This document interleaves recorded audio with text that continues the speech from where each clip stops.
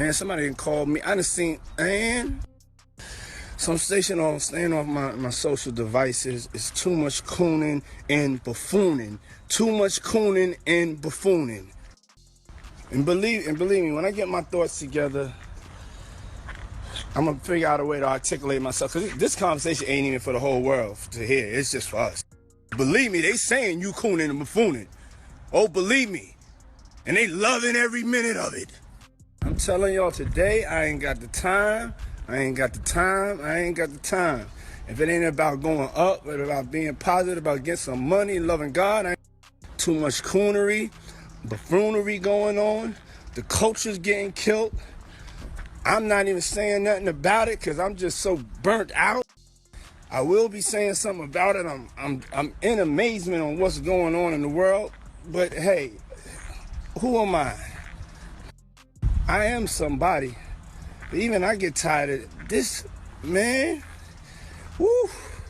It's too much cooning and buffooning, y'all. Too much. And we all guilty of it. But damn, man. I can't believe this is what hip-hop has become, man. I just can't.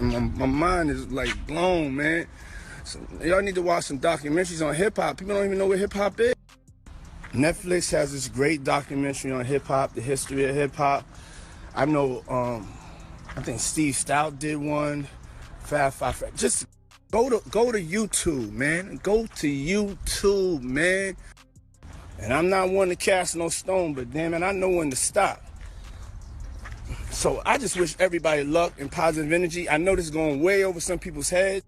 We're going to end it like this. Lord, please, Lord, just bless us to understand the power that we have as cultural leaders out here to send out these positive vibes and energy. 50 Cent has always been known for his sharp humor and unfiltered comments, but his recent spree of trolling Diddy has taken things to a whole new level.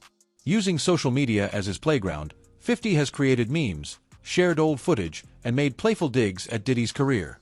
From calling out his dance moves to poking fun at his music projects, 50 has turned this into an ongoing spectacle for fans. His captions are witty and sarcastic, leaving no room for subtlety. While some followers are entertained by the banter, others have started questioning whether the jokes have gone too far. What kind of fuck shit is this? You see me? I've been doing this shit a long time. So I do what I want, when I want it, how I want it. Cause I been feeling like this too sometimes when I ride for too long. Be on tour and shit.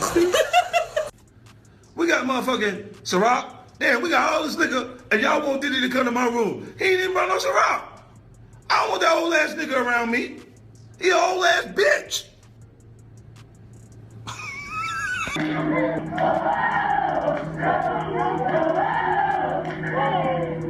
That shit is like an African chant.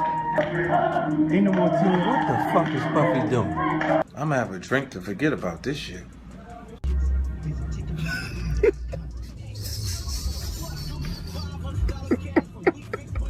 And my man's here. He came by. Shout out to F and Vodka.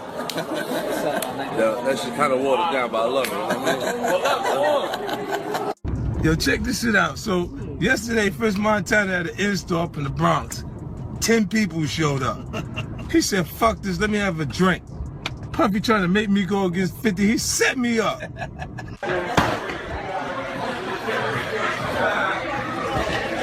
That's how I feel about your bullshit. What the fuck is this? Yo, I just seen a clip of French Montana throwing bottles of effing in the garbage. You know, Puffy called him like, you said you fucking like this shit. You fucking bitch, you want your record out, don't you? You fucking dummy. You fucking playing. They fucking putting us out of business, you fucking asshole. You better do something. As 50 Cent's jokes continued to flood social media, Diddy chose to remain silent, focusing on his business ventures and public appearances. Rather than engaging in the back and forth, Diddy shared posts about his upcoming projects and motivational messages. Many fans saw this as a sign of wisdom and professionalism, arguing that Diddy was taking the high road. Others, however, interpreted his silence as a sign that he was plotting something big behind the scenes.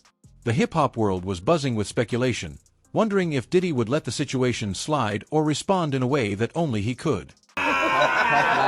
What's going on, my brother? How you? Oh, man. Yo, is Groove here? Happy birthday. Yeah. Happy birthday to you. Woo! Happy birthday to you. Woo! Happy birthday, dear Fabulous. The only nigga that got the name that I want. It ain't get. Happy birthday to you. Thank you, my brother. Yeah. Let's take a shot for that, bro. Oh, my mouth a little dry. Let me drink some more. Okay. But No, it's your show today, Daddy. no. The one thing I've been no, you got questions? Okay. Groove. Come here, Groove. Yeah, Fab. Fab talking the floor, you fifth. Hey yo, Rastafari. Hey yo. Fab walked in. Don't do that. Yeah, that's what I said. That's why I said let me pick it We up. was talking the That's floor. why I said I gotta pick it up from right there. This why I gotta pick it up from right there. Look at this nigga. Fab Big Groove. Go ahead. No, Groove. Killing him. Look. Come tell the story. Groove, we intoxicated. Listen. Groove, you helping me build that beautiful, nice guy, Rastafari brand of yours, huh? I come see you, in, man. I'm walking in at that hallway right there. Bag at Mr. Lee. Yeah, I love this drink. Where you put my bag I like at? when you like this, Daddy. Yeah, where you put my bag Daddy, at, I like Mr. when Lee? you It's scrambling and here. scraping for shit. No, I got notes like and that. shit. You know, I've been practicing. I got Yeah, notes there you and go. shit. Got your notes? Okay, yeah, I'm not gonna go over with that one. Make a that wish. one. Just blow it out. It's your birthday every day. Every day's your birthday on Drink Champs, goddammit. I'm in. Okay. We ain't fucking with that. I got notes now. I'm trying to get my life together. I want to taste the vegan Yo, cake. Fendi, what's going on? Frustrated by the lack of response, 50 Cent took his trolling to the next level. He began sharing throwback moments, adding humorous commentary to Diddy's past interviews and music videos.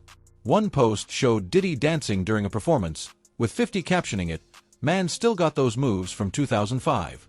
The playful tone kept fans engaged, and while some laughed along, others urged Diddy to step up and respond. Despite the increasing pressure, Diddy remained silent, leaving the public eager for what might come next.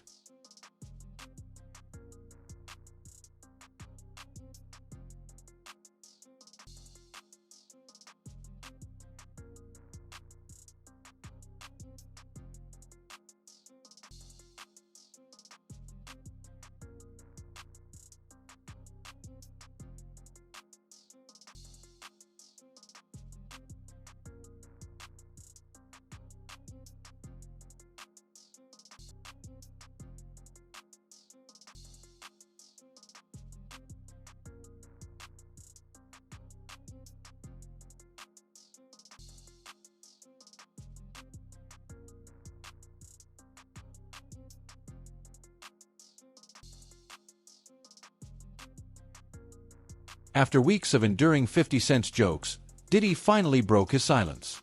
In a surprise Instagram post, he shared a photo of himself smiling confidently, accompanied by the caption, "Real kings don't need to react, they just move." The post immediately went viral, with fans praising Diddy for staying calm under pressure. While some interpreted this as the end of the feud, others saw it as a subtle warning that Diddy might have a bigger plan in store. Social media buzzed with excitement, as everyone wondered what Diddy's next move would be.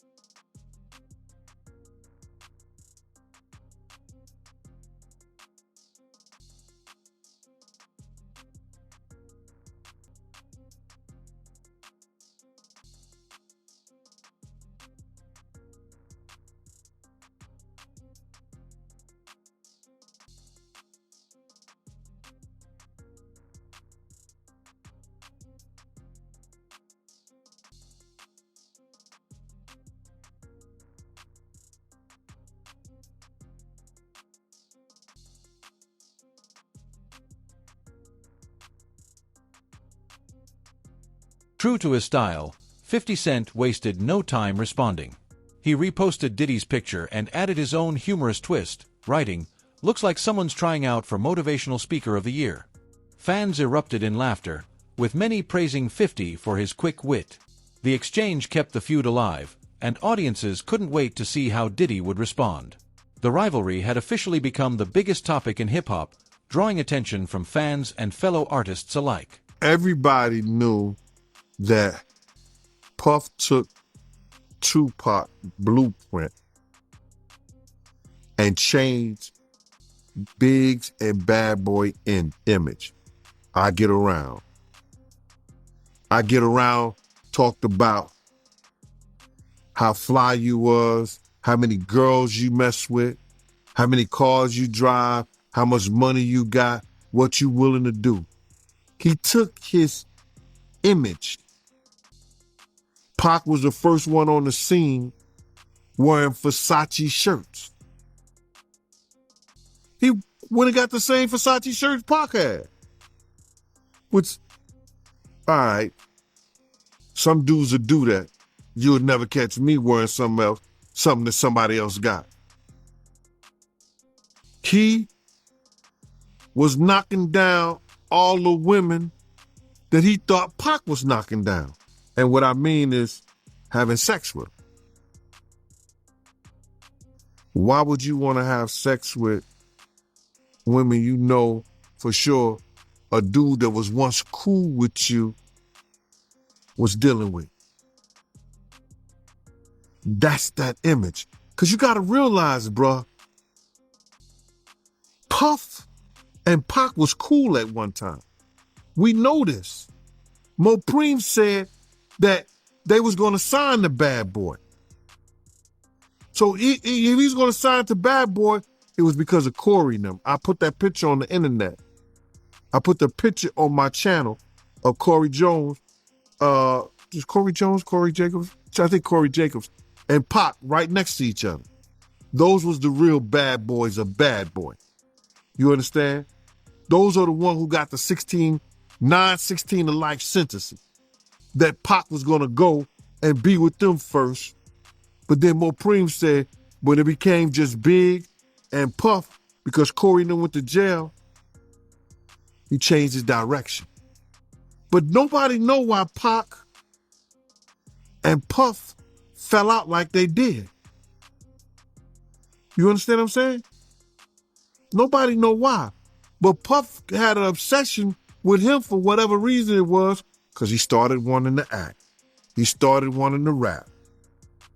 He had an obsession so bad that at his Grammy Award winning speech, he used the same speech that Pac used. That shit is crazy. So when I say I'm obsessed with talking about Puff, 50 Cent's antics are not limited to social media. He has also taken shots at Diddy in interviews, suggesting that Diddy's success is more attributable to luck and connections than to talent and hard work. and telling y'all the truth. Telling y'all the truth. Who's obsessed with who? Pac had Sarah before Puff. Allegedly, he had Sally before Puff. And Kim had an obsession or liked Pac so much, she on the red carpet with Tupac shirt on.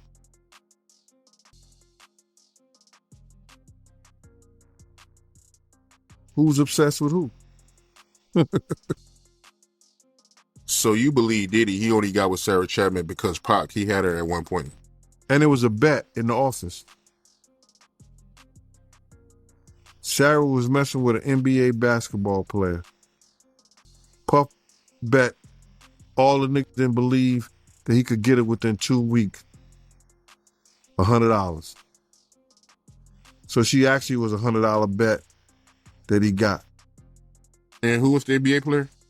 I think it was Gary Payton, allegedly. That's what he said. Somebody said, she messed with Gary Payton?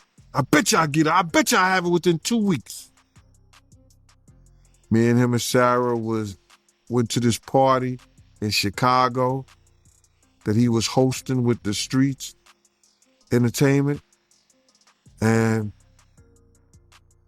we went to the store called Cranberry and I forgot Cranberry, and it's one of those stores like you get fragrance and you get candles, colognes and stuff like that. It's called Cranberry and something. And from that point on, yeah. But you gotta realize, Misa and Kim was friends. Misa and Kim was friends. He started dealing with Kim over Misa.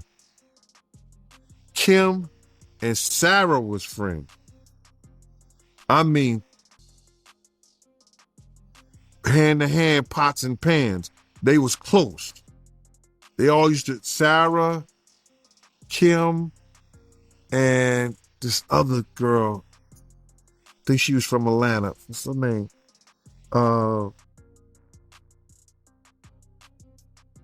It missed me right now. But they all used to hang together. So then he went from Kim to Sarah. And he liked to do the friend thing. It looked like that. Behind the scenes, Diddy began planning his response with precision.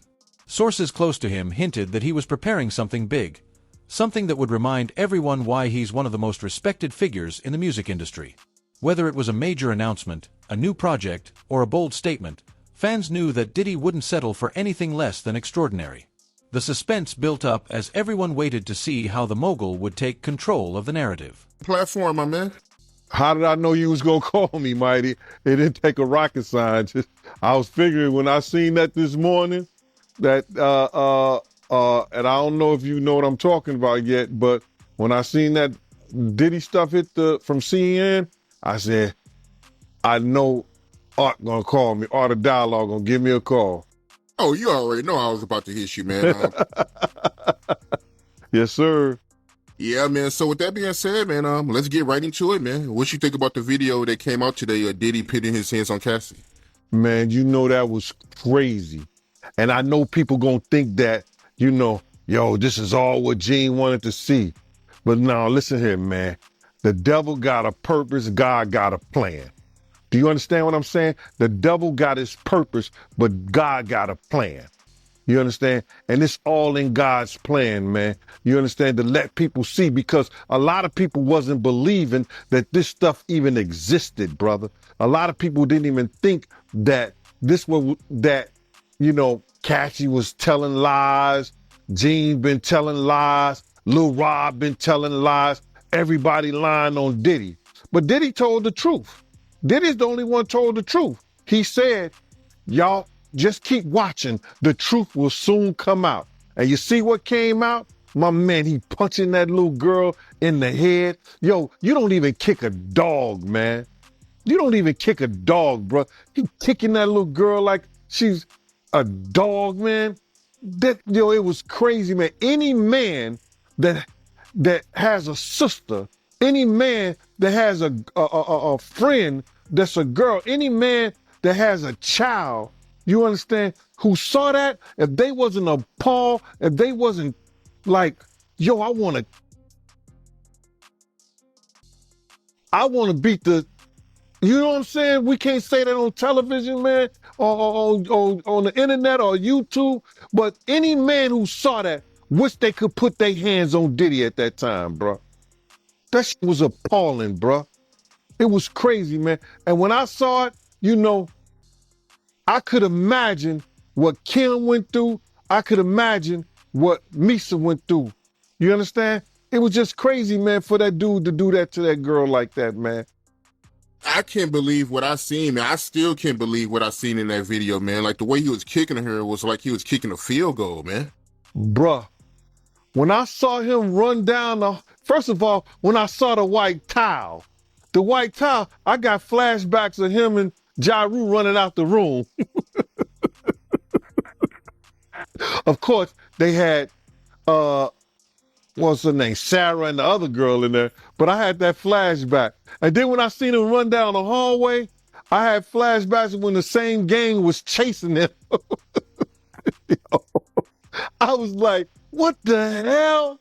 And then when he put his hands on it, no jokes aside, because I know it's not no laughing matter, man. Diddy finally sat down for an exclusive interview to address the situation. Calm and composed, he explained why he had stayed silent for so long. I'm focused on building my empire and inspiring others. But sometimes, you have to remind people who you are, he said with a confident smile. His words struck a chord with fans, who praised him for staying level-headed and focusing on positivity. The interview hinted at something big on the horizon, leaving audiences eager for what was to come.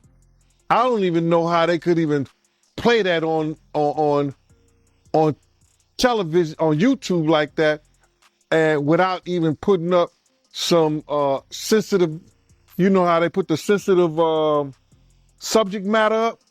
That was crazy, man. That's crazy. Yeah, man, I can't believe it, man. I mean, because like I said, I mean, me and you've been doing interviews for years, and you've been telling me stories about Diddy, but to actually see the visual. You know, so like, bruh, I wouldn't have never allowed him to do no shit like that around me. That's why he probably never did nothing like that.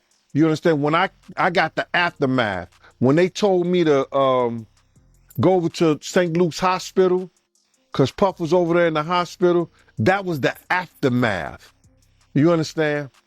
When Kim cut his wrist up with that corkscrew, his right wrist. They got pictures on the internet with his wrist banded up. Kim did that. You understand? The aftermath of them being in the Swiss hotel and he roughing her up and like he playing fight with her, and then she runs out the presidential suite and we got the big room in there at the Swiss hotel, and then I'll be like, yo, you all right? And she like, yeah, I'm all right. It ain't nothing. You know what I'm saying? You good? She like, yeah, good. And then she go back in the room with Puff, Diddy, Brother Love, whatever he call his name is. So, you know, it's always the aftermath of something like that, bro. But in front of you, only people who commit crimes around people who commit crimes. You know, Puff know who to do that stuff around. And that was crazy, man. When I looked at that thing, to be honest, I thought that the people who was watching it, because you know at those hotels, they have security personnel that watch that stuff. And if they didn't call the police, they should be in jail. I don't care what nobody say. You know, whoever watched that tape and didn't submit that to the authorities, they should be brought up on charges. Why do you think the video is barely coming out right now? Because you got a lot of people, you know, that's wondering why it took so long. First of all, they know that Puff probably paid the security personnel like, because he knew it was on camera. When he made it to the hallway, when she made it to that phone, once that phone picked up, that's going straight to security. That's for emergency purposes only. So either the concierge or somebody that's handling emergency type situations when she picked up that phone. So now, Puff probably had somebody pay them off. 9 times out of 10, he had somebody pay them off, bruh. And then now Homeland Security is involved. I told you, everybody talking about, yo, they ain't got nothing on him. His dumbass son come out, make this whole tape, you understand, about what they ain't got or what they, man, listen to me. Homeland Security looked at Cassie information. They interviewed her. Yo, when was the time he hit you? He hit you before? Yeah, we was at the hotel. He blacked my eye. They went through a whole lawsuit. Oh, he blacked my eye. We at the hotel. It was on this day, about this time. They said, okay, we gonna contact. The feud took a life of its own on social media, with fans weighing in on both sides. Hashtags like hashtag Team Diddy and hashtag Team 50 started trending, sparking debates about who was winning the rivalry. Memes, tweets, and comments flooded the internet, turning the feud into a viral phenomenon. While some fans enjoyed the humor, others highlighted the impact these high-profile exchanges have on the culture of hip-hop. Now, they got to keep that stuff in the archive. They have to have that security footage in the archive somewhere. So then what the Homeland Security say, yo, listen to me, on this day, this way, because just for accidents, like just say like you fell down the steps at the hotel. They got cameras in the hallway. They got cameras in the stairway. So they can see that. So now, you didn't fall down the steps, but you say you did at a certain time. They go through that whole footage. So they have to keep that in some kind of archive. Now, she told them what date and by what time it happened. They contact the security personnel and the people who have that stuff in archive and say, yo, listen to me. We're going to subpoena that. We want that information. And they sent it to them because they don't want to lose their insurance. They don't want to lose their insurance. The things that they insure the hotel, you know, so they don't want to lose that stuff. So listen, what they do, they hand it over to them. There's going to be a lot of stuff handed over. Why do you think they got all the tax returns and everything on all 18 other companies that he was doing business with? I told y'all, the Southern District of New York, they not into losing nothing. A 98.2 percentage in conviction rates. They not losing nothing. Go ahead, man. I'm sorry about that. What was your reaction when you first seen that video, man? I was sick as a stomach, man. I was sick in the stomach, man, because, you know, when you have daughters, you just hope somebody don't send you to jail like that. Because any real man know if somebody put their hands on their kids like that, you know, kicking them like a dog. My first reaction was, man, there's probably a lot of other women that had that same problem with old boy. Remember Gina that got on that show, Tasha K show? And she said that, yo, he kicked me. He was punching me in my head and the side of my head. Do you imagine what she went through and she was pregnant, bruh?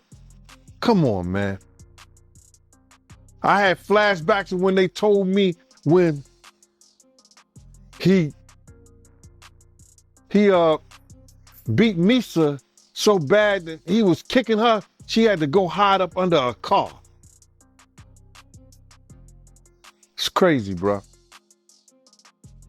In a move no one saw coming, Diddy announced a major project that instantly stole the spotlight. Whether it was a surprise music release, a new business venture, or a collaboration with other artists, Diddy's announcement showcased his ability to turn any situation into an opportunity for success. Fans celebrated the bold move, with many calling it a masterstroke that shifted the focus back onto his achievements. Gene Deal, happy to have you right back on the platform, my man. Man, I got a residency, bro. I'm officially the #1 residency position on Art of Dialogue, man. This is my new employment. Hey, the people love you, man. I gotta keep bringing you back, man. Yeah, I don't know about that, man, but I appreciate you. You know what I mean? I really appreciate you on today, man. You know what today is, right? Yeah, Biggie birthday. It'd have been the notorious Biggie Smalls' 52nd birthday, bruh. Oh, man. It would have been his 52nd birthday. Could you imagine, man? The people he would have put on in Brooklyn, the people that he would have made great. Oh, go ahead, I'm with you, bro. Yeah, man. Happy B-Day to Big, man. Happy B-Day to Big. Yes, sir. Yes, sir. So with that being said, man, let's get right into it, my man. What you think about the apology video by Diddy? What apology video? He didn't apologize, bruh. He did not apologize. You know, if he was going to apologize, he should apologize to Miss Wallace. That should have been the first person that he should have apologized. No. He should apologize to Misa. He should apologize to Kim. He should apologize to Miss Wallace. He should apologize to Wolf's mother, Miss Jones. That was not an apology, bruh. That was somebody saying, I'm upset, or I'm mad, or it's bad, or it's effed up that I got caught. That's what that was about, bruh. That was, that was, if that was an apology, that was the most, what they call it, ingenuous. I guess that's the word. I'm messing it up, but whatever. That was phony and baloney on a pickle sandwich. I could say that a whole lot better because it was not an apology, man. You know what I'm saying? For what he did and how he did it, I didn't see an apology. You know, he may have used the word, I apologize. For what? He never admitted that he say the video. So if you didn't see the video, you don't know what he's apologizing to. And I know it was shown to a lot of people. A lot of people cared not to. As expected, 50 Cent had a response ready. While he acknowledged Diddy's announcement, he couldn't resist adding his trademark humor. "All right, Puffy, that's a nice move. Finally woke up," he joked in a post. The playful jab kept the rivalry alive, but it was clear that Diddy's strategic approach had shifted the balance of power in his favor. Man, listen to me, bro. I was having a conversation with somebody, and they were saying the feds are so deep and involved in this that Diddy just might be called up on that Tupac shit once they go through the money trail. Once they go through the money trail and find out why certain people was given certain positions, that it may be a problem. Because they're going to look at all that. Anything they can bring up, they're going to bring it up. Wow. So you think it's possible that they might pit Pac murder on Diddy? Yeah. That's why that tape of Cassie was released. So anybody who was willing to try to help him, anybody was trying to say that he ain't capable of doing this and he ain't capable of doing that, they got it right there on videotape. But you being around at that time, right? Because you was working at Bad Boy at that time when, you know, the whole Pocket Big thing was going on. You personally, do you think they can get Diddy on Pac murder? Well, they always said something about $1 million check, and nobody knew where the $1 million came from. Puff may have said it in a couple of rap songs and things like that. But they would have to trace the check back to if that check Eric Von Zip had. And I'm not going to say the person who they said they gave it to because I've said it before, and I told people who contacted me that I would bring old boy name up on there because of situations that he's having in the federal government right now. So if they trace it back to Eric Von Zip and say, why were you on, and he's dead now, but they have to explain why did he was able to get some publishing money or some kind of deal off the sale of Black Ground Records, and they put him as Tank manager or Tank something for Tank, this, that, and the third. Why did they do that? Yeah, I got you. And when you say check, right, just to get some clarity for the people that don't know what you're talking about, you talking about the $1 million check, right, that they put on Tupac to get him killed, the hit? Yeah. What I'm talking about is that if Puff has said on a couple of records that he'll pay $1 million to, you know, but he was just talking to people randomly.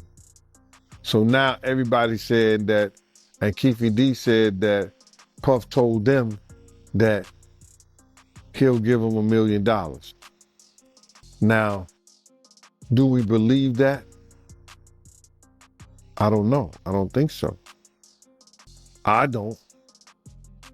Because it was situations whereas that it could have got done by certain people that was around them, but it didn't happen. So when Zip came up with the check for $1 million, he said it was from Black Ground Records. And he said that who he got that money from. So now, if that's true, then the feds would have to go in and do a money trace on where did that check come from. And then they're going to say, why? Why was that check given to Eric Von Zip or Eric Zip Martin or Eric Martin? Why did that check was given to him? And saying that he had something to do with Tank. And he sold the company, which wasn't all his company anyway, for $1 million. Fans flooded social media with messages of support for Diddy, praising him for handling the feud with class and turning it into an opportunity for growth. This is why Diddy's a legend, one fan wrote. Others called for an end to the rivalry, emphasizing the importance of unity and mutual respect in the hip-hop community.